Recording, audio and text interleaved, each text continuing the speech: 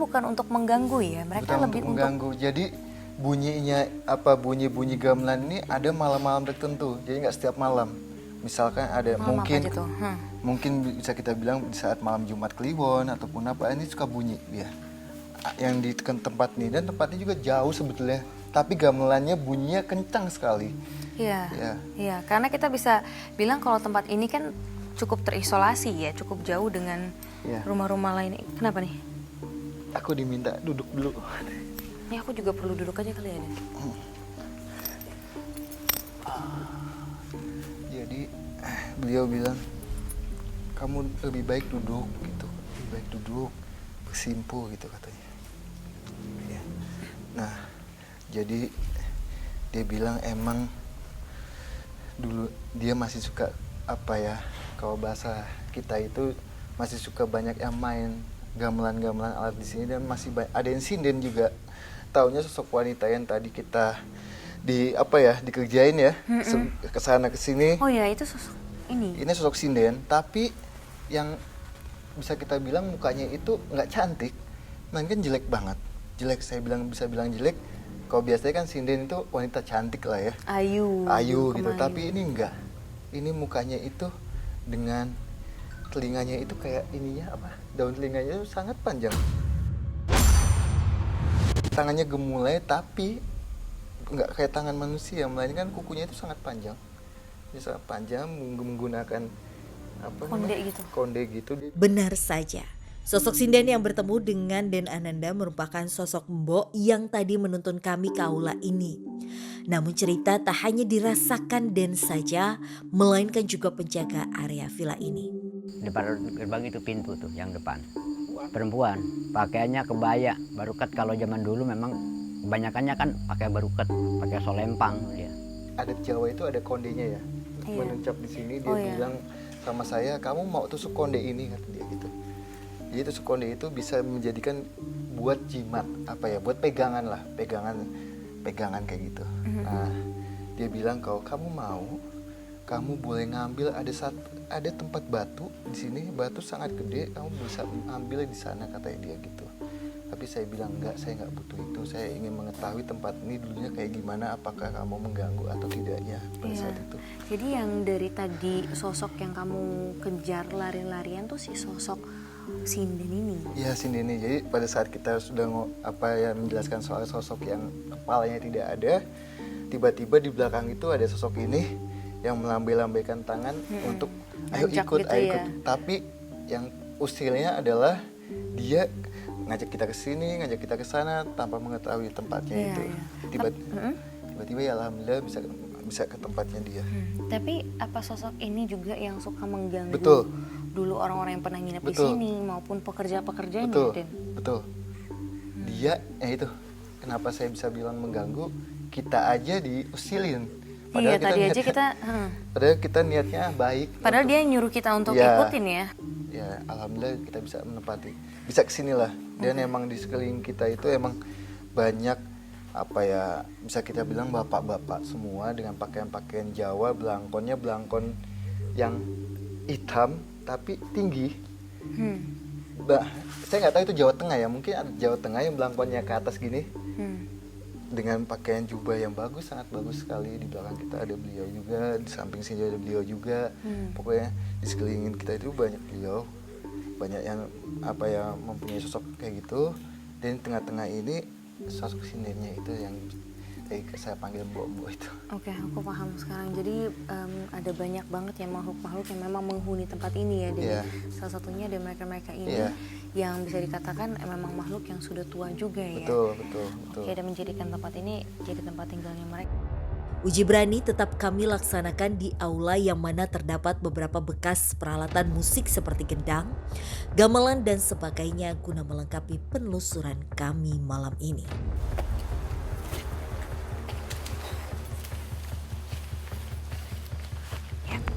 Kami sudah bersama dengan sahabat Uji Berani malam hari ini. Namanya siapa? Ajeng, Ajeng, usianya berapa? 22 tahun. Baik, Ajeng, boleh tahu apa yang membuat kamu ingin melakukan uji berani di sini? Penasaran aja gitu, pengen. Baik, kalau gitu Ajeng kamu akan dipasang penutup mata dulu dan kami akan langsung mengantarkan kamu ke lokasi uji berani ya. Iya. Yuk, mari.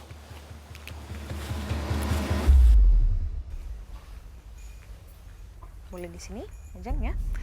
Baik Ajeng, kita sudah tiba di lokasi uji berani malam hari ini. Kamu akan sendirian, ya, tidak ada siapapun yang ada di sini. Tapi sebelum saya dan juga pergi meninggalkan kamu, apa kamu sudah yakin ingin melakukan uji berani ini? Insya Allah. Yakin ya? Oke, di sini ada lonceng, boleh kamu bunyikan jika kamu ingin menyerah dan sudah tidak kuat. Oke? Kalau gitu, selamat beruji berani, Ajeng. Tim tolong matikan lampunya.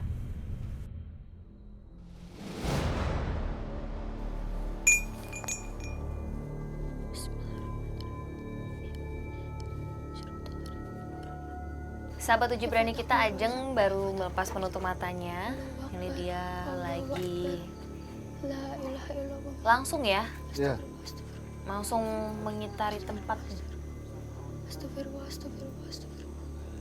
Bismillahirrahmanirrahim. Oke, mungkin ini langkahnya juga bisa dibilang terlalu jauh ya. betul banget. Seringkali badannya seperti kayak sedikit Ya Allah, sedikit keluar dari kamera jangkauan kita. Allahu Akbar. Astagfirullahaladzim. Ya Allah, Allahu Akbar. Allahu Akbar. Allahu Akbar. Bismillah. La a'udzu binas malikin nas ilahin nas min syarri ma khalaq. Allah wa fi syufi dururin najiwati wan nas. Bismillah. Qul huwallahu ahad. Allahu samad. Lam yalid. Astagfirullah ya Allah. Ada dengar suara sana. Astagfirullah. Di belakang dia ini ada sosok sinden yang tadi itu, yang mbok yang kita bisa bilang panggil itu. Jadi dia Ajengnya habis itu di belakangnya itu kayak lagi Ngeliatin, merhatiin ngeliatin aja. dia. Mama, astagfirullah. Mama, astagfirullahaladzim. Ya Allah, Mama, Mama. Oke, yuk. Yuk, dia udah ketakutan nih, kita langsung jemput aja yuk. Mama, tolong. Mama, Mama, Mama. Ajeng. Ajeng, kita udah di sini. Mama. Udah. Ajeng. Yuk, kita bantu taruh. Sini. Pegang dulu. Wah, Ajeng gemeteran langsung ya. Kenapa Ajeng? Mau pakai kacamatanya juga boleh kok. Boleh ya? Nggak apa-apa. Ini di menit-menit awal kamu langsung menyerah. Ada apa? Tadi maaf di sini ada dengar kayak suara nangis gitu, cowok. Maaf ya di sana. Tapi saya nggak diliatin, cuma ganggu kayak suara kayak Suara gede-gede gitu, kayak gitu. Terus sama yang di sana, pokoknya di sekitar sini, sama yang di sana gitu. Suara kayak suara cowok, kayak gitu, bergumam gitu. gitu. Terus pintu kayak kebuka sendiri. Pintu kebuka sendiri. Pokoknya di sini, pokoknya ada. Kayak ada bagian pintu yang kamu nggak tahu tepatnya di Nggak mana. tahu, tapi saya itu Dengar suara pintu dengar digerakin. banget deh ya. Oke. Kalau tadi sih pada saat di ruang monitor yang kita dengar itu kayak suara apa ya? Ada suara itu mungkin kayak benda gitu ya, Iya, tapi benda. suara nangis dan bergumam. Sayangnya kita nggak bisa dapetin, tapi mungkin Ajeng mendengarnya Dengar. sendiri di sini Real. ya, di lebih ke arah depan kamu tadi ya. Terus ada lagi nggak yang kamu mungkin lihat pada saat beruji berani di sini? Kalau ngelihat sih enggak, Nggak cuman ya? kayak suara Suara gitu, aja, serem lebih ke suara. banget. Dan Serem banget. kamu ngebunyiin lonceng ini pada saat momen yang mana? Yang pas kamu dengar suara apa?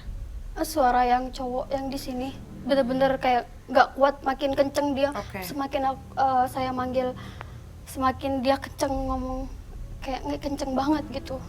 Oke, Semakin kenceng. oke. Jadi karena suara itu ya. Iya. Oke, yaudah. Kalau gitu terima kasih banyak Ajeng sudah beruji berani di sini. Ya, nggak usah khawatir. Tenang aja, kamu udah aman. Nanti bisa dibantu sama Aden lagi kalau kamu masih takut ya. Iya. Oke, yuk. Kita langsung pergi dari sini aja ya, Ajeng. Mari. Oke, dan jadi tuntas sudah penelusuran kita malam hari Siap, ini. siap. Dan Nian kita cepat obatin kaki Ya, kamu juga siap, ya. siap, Kasihan siap. kalau misalkan kita melanjutkannya juga. Jadi untuk itu pemirsa jangan lupa untuk terus mengikuti penelusuran kita ke tempat-tempat lainnya yang menyimpan banyak cerita mitos, misteri, dan mencekam yang tentunya akan membuat kalian semua deg-degan. Hanya di JTV.